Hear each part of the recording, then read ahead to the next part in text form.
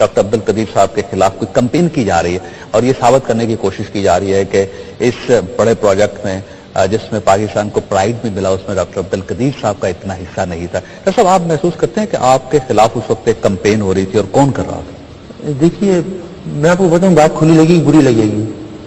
میں مہاجر تھا, میں نہ ایتھیشین تھا, نہ میں راوین تھا, نہ میں جاٹ تھا, نہ یہ تھا نہ وہ تھا.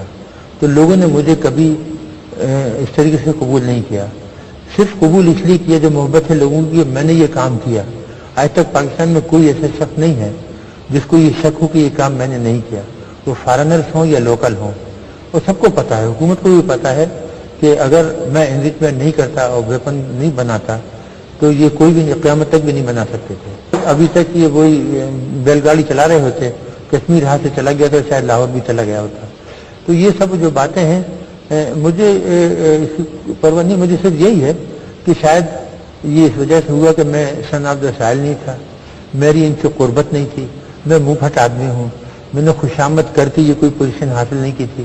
میں نے تو جب دیکھا میں باہر کا بہت اچھی پوزیشن پہ تھا, اعلیٰ میرا مستقبل تھا, کہ جب ملک کو ضرورت پیش آئی اور میں یہ کام کر سکتا تھا, میں نے خود غرضی کا اظہار نہیں کیا.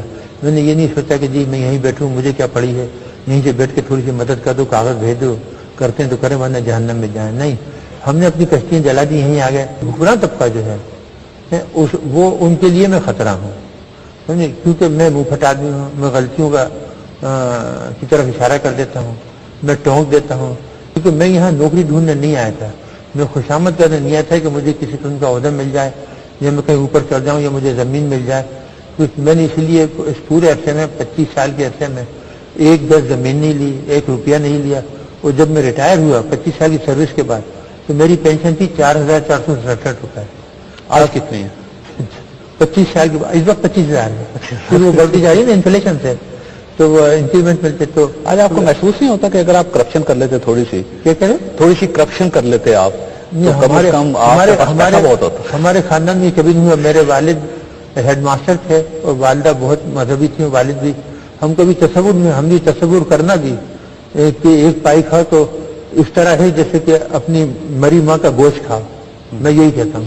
اچھا, آپ کو کیوں دور رکھا جا رہا تھا اس مومنٹ سے, اس تقریب سے, اس وقت سے جب پاکستان کو پرائیڈ مل رہا تھا 28 مئی 1998 کو؟ یہ کوشش کی جا رہی تھی کہ ڈاکٹر عبد القدیر صاحب کو پکچر میں نہیں ہونا چاہیے. اور کیونکہ ہمارے تعلقات نہیں تھے نہ ہمارے گھریلو تعلقات تھے, نہ ہم زبان بولتے تھے ان کی. ہم تو جو جب سے آئے ہیں وہی اردو بول رہے ہیں جو جس طرح بولتے ہیں. تو اس کے علاوہ اور کوئی ریزن ہو سکتا ہے؟ میں نے جو دے سکتا تھا ملک کو دیا نا, کسی اور نے تو نہیں دیا.